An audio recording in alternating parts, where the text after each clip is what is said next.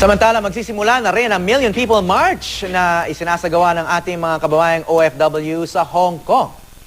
May news to go si GMA News stringer Azon Cañete. Azon. Magandang umaga sa inyong lahat dyan, Howie. Ito si Azon dito sa Hong Kong.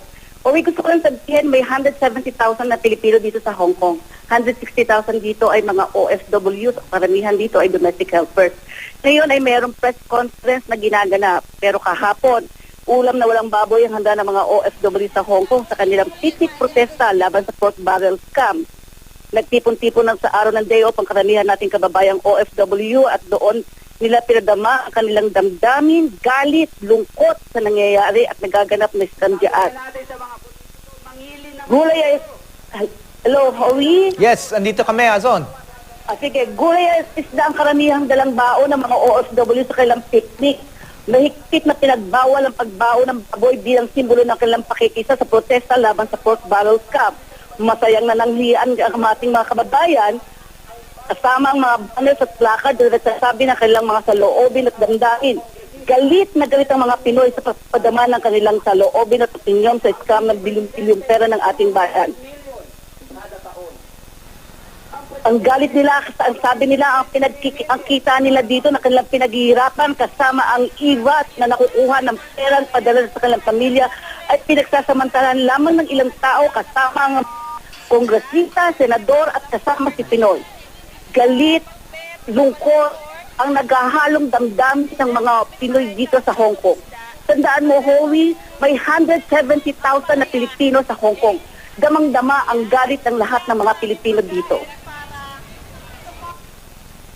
Yes, Howie? yes, Azon. Saan ba magpoprotesta ang mga OFWs dyan sa Hong Kong? Ngayon kasi nasa isang press conference ginaganap ngayon dito sa May Wan Chai area. Pero kahapon dahil yun doon na Howie ang araw ng day off ng karamihan nating mga OFWs kaya meron doon sa parke sa Chater Road ginanap eh. Kaya mas yung kahapon, karamihan mga OFWs, ngayon na karamihan dito ay mga residente o yung mga nag-oopisina nating mga kababayang Pilipino. Yeah. Anong sinasabi ng mga nakakausap mo dyan? Bakit naiiba itong issue na to? Bakit sila sobrang galit ngayon? Alam mo, Howie, ang galit nila ay sobra dahil isa sa dahilan bakit sila lumabas ng bansa ay dahil sa kahirapan ng ating bayan.